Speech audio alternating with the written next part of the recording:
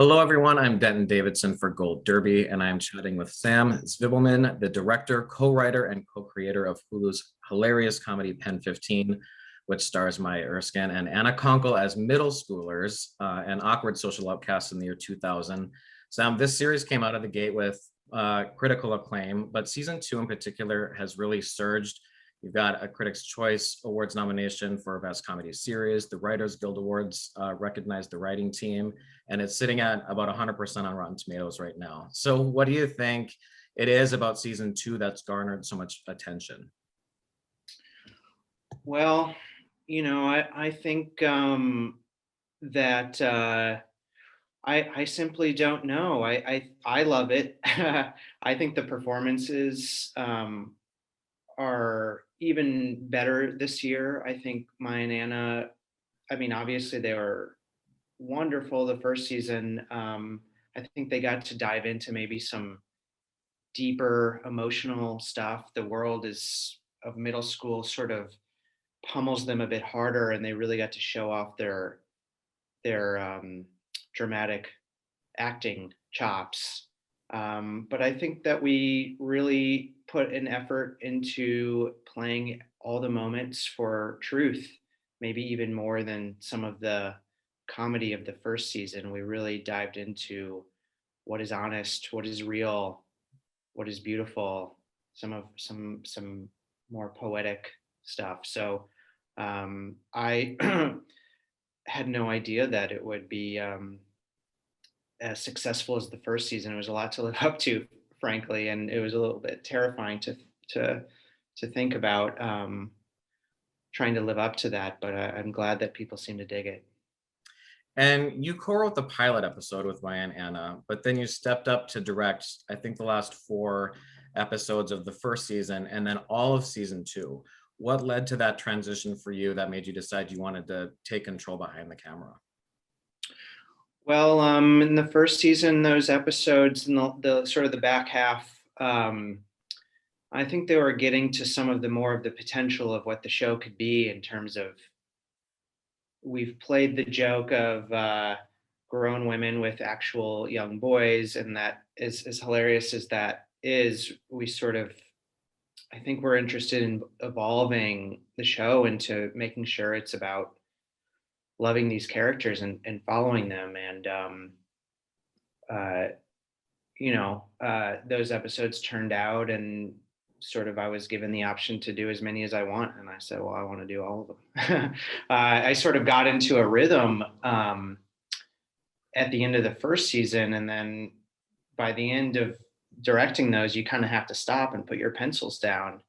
And I'm sort of like, well, I'm just getting started. I'm finding, great communication, finding my way, and I didn't want to have to stop. So I was, I was like, well, once I find some strength and confidence, I want to use that, and I feel like it worked.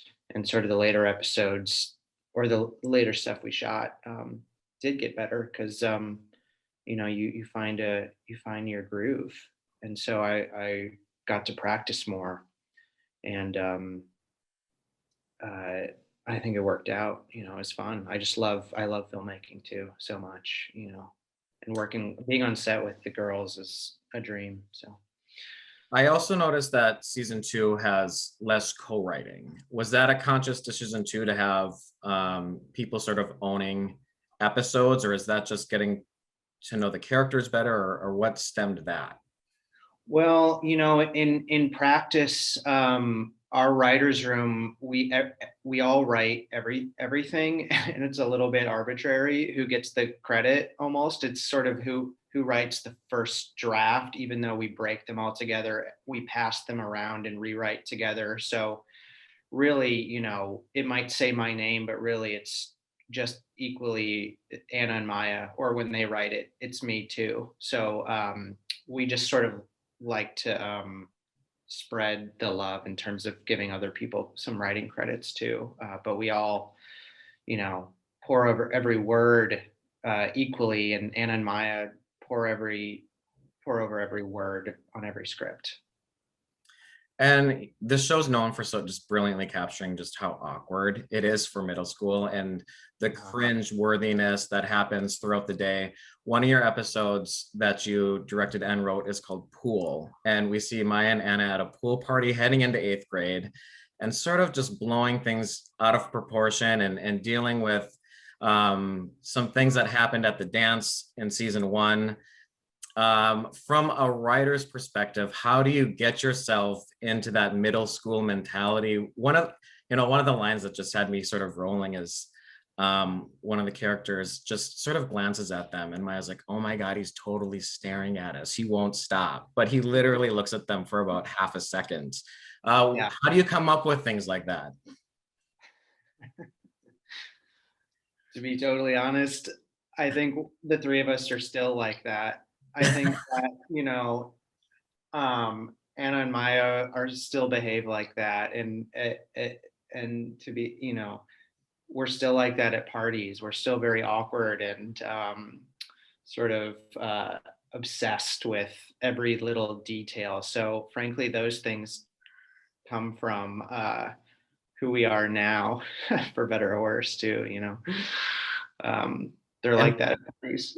And from a director's perspective, another scene that stands out for me in that particular episode is Maya swimming up to Brant to finally confront him, and she's got this big score happening, and her head sort of hovering, almost like Jaws, Yeah. and she reaches him. There's an awkward altercation, of course, and then he ultimately just decides to leave her alone and ignores Suggest.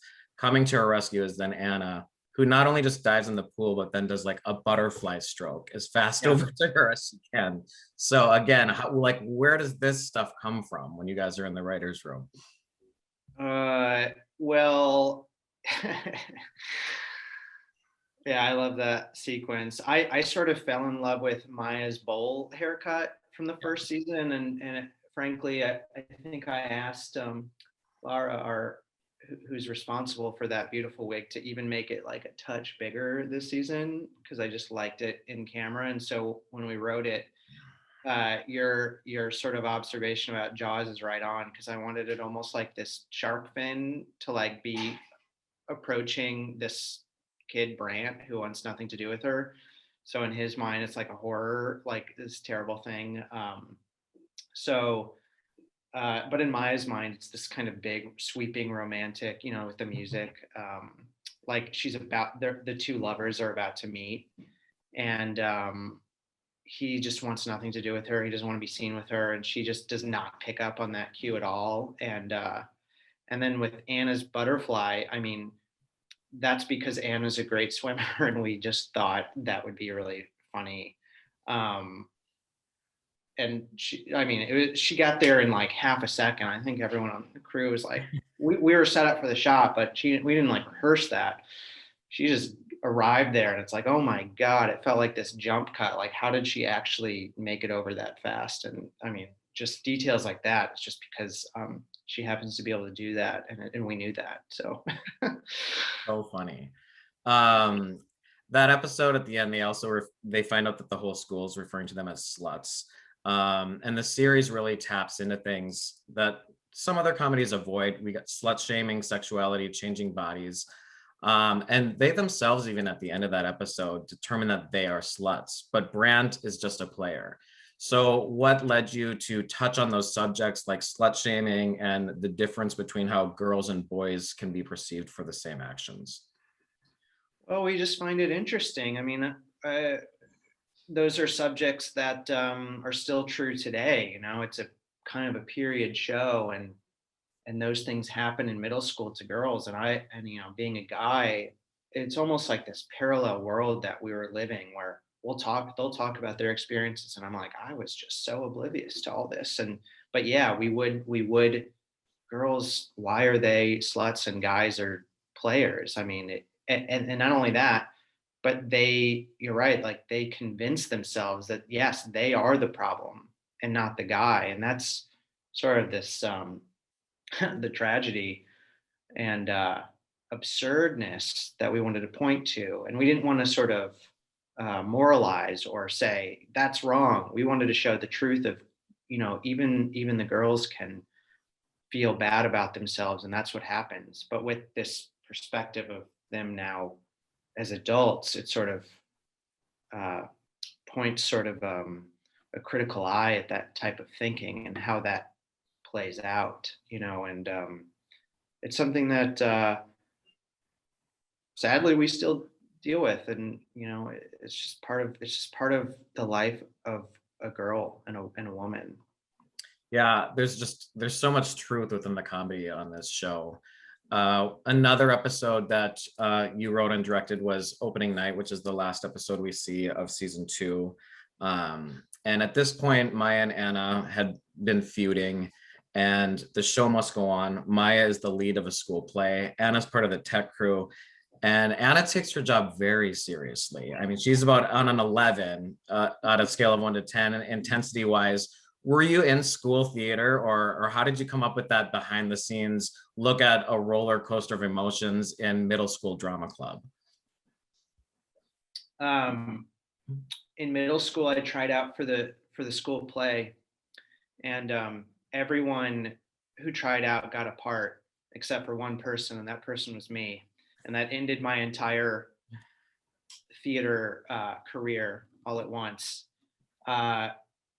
But Anna and Maya really knew that world. They studied theater their entire lives, and so a lot of that is very personal. And then, I find it really beautiful to see these girls who are almost trying on these different identities throughout season 2. Whether it's wrestling or cool girls or witches, and sort of finally being able to shed that mask and come into their own skin as stage manager and star.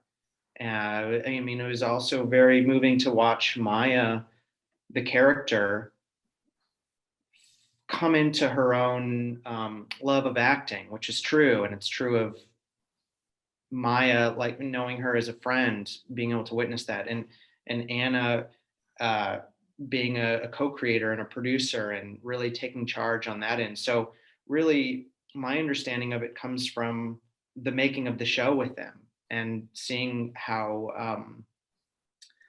they grow their confidence and come into their own as TV producers, writers, actors, directors. And also they grew up with these types of people. I mean, everyone who's been in theater knows this type of stage manager and the techies. And so what's brilliant is that she's sort of taking aim at them a little bit with like kind of knives and really kind of showing how ridiculous they can be. And same with Maya, really, really digging the knife into sort of the diva sort of actor, personality. And of course the crew, during the shooting of this, love seeing, making fun of the actors a little bit. And there's this beautiful sort of montage that happens after the glitter falls on Maya, and it goes to Anna and the crew basically doing an interpretive dance, and that goes into then the crowd of people watching the play. Yeah. What did that stem from, or what was the inspiration behind that scene? Well, that came in a flash of inspiration during the writing of like, well, what happens when an actor forgets their line, the play is not going well, and the crowd's kind of like, what's going on? And then there's a typical version that you would see, which is she got the line, now everything's going well, the audience claps. Well, I'm always sort of looking for a different, maybe more expressionistic, cinematic way of telling, or visual way of telling the story. And so I sort of got the idea of what if there's a play behind the play? What's the opera? What's all the drama?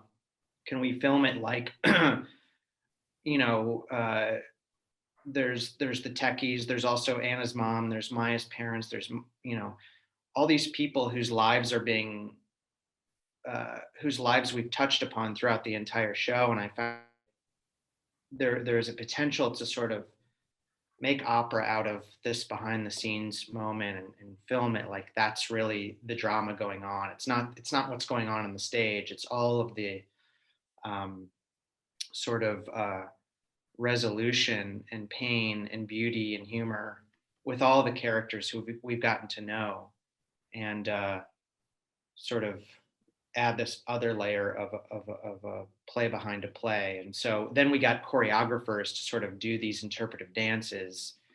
Um, and That was an extremely fun day of shooting, to watch some of these kids do these awkward dances. And it sort of speaks to the strangeness of the show too, like the humor and strangeness just of that, like what is happening. And to put our wonderful composer adding music on top of that is really sort of a dream to make.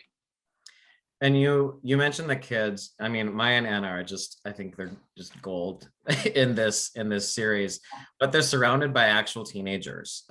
So what is it like working with such young actors in this series, and how did you get such an incredible cast of supporting characters? Well, and one of my very favorite parts of working on the show is working with the young actors. I mean, they are absolutely incredible, so different than any other sort of acting you see with kids. A big part of that is I thought we did a great job with casting and finding kids who were not only authentic but turned out to be fearless, um, and take their work really seriously. And I thought they were even better in season two, like from day one. Talking about the kid who, young actor who plays Brant and Sam and Gabe. I mean, Gabe, one of our writers, uh, sort of approached Dylan, who plays Gabe, and he was like, "So your character, we're thinking about you struggling with your sexuality, just like I was." And Dylan was just like, "Cool, that sounds great." I mean, can you imagine? I don't know if I would have been that open at that age, but he just tackled it with all his heart. And really, all the kids they became the experts in their characters, to the point where I would say, "I don't know what would Sam do, what would Maura do," and they'd have more brilliant insight into them than I was. And Sam is based on me, so he got to kind of like take control of that character and make it his own. And they're absolutely wonderful. And there are so many touching moments in this series. I think it could have easily gone into kind of mockery or even almost sketch comedy to a degree. But Maya and Anna are so in character, and it really brings some real emotions, especially at the end of season 2 when Anna breaks down in the car when she finds out her dad's moving out. How do you balance such high level of comedy with such poignant, dramatic moments? Well, it's how, first of all, it's how I experience life, and how middle schoolers and Anna and Maya experience life, where there is silly moments, there is pain. But above all, there's no way we would even attempt that sort of high wire act that I think we do without knowing how brilliant Anna and Maya are. They are the carriers of the tone. And if they can't pull off those authentic, dramatic moments, um, Anna Anna crying in the car, finding out she's going to have to choose between mom or dad, Maya calling her mom to pick her up at the sleepover after being ashamed.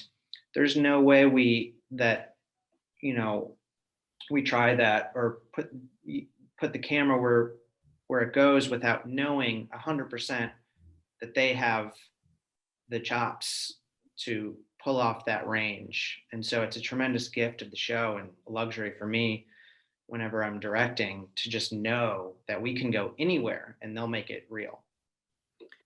And how tightly scripted is this series? Is there any improv at all? Because I watch Maya and Anna, and I just think there has to be some quirkiness that comes out with each take, or do they stick pretty much to the script? No, I write every word and syllable, and they have to hit it. I'm just kidding. No, there's a scripted thing. We know where the scene's going. They'll always do a take that is scripted, just to make sure that we get sort of. It's more helpful for me getting the transitions in and out of a scene to work nicely, but then they're always improvising, and it always comes out better, and or just more true. They need that space, and that's, I think, why we get so much attention from in writing, because the writing is sometimes happening in improv, and it's not so plot driven. The dialogue, it's really coming from they're in that moment, and the improv is a huge strength of the show, even though sometimes it could go on forever. And I'm like, okay, well, that's a 6.5 minute take, but this scene needs to be 30 seconds. Well, you bring it all together brilliantly, and congratulations on this series, all the acclaim you've been getting for it. It's well deserved, and we wish you continued luck this Emmy season. I want to encourage our viewers to click the subscribe button if you want to see more interviews with awards contenders like Sam, and head over to goldderby.com to make your awards predictions. Sam, thanks so much for chatting with Gold Derby about PEN15 on Hulu. My privilege.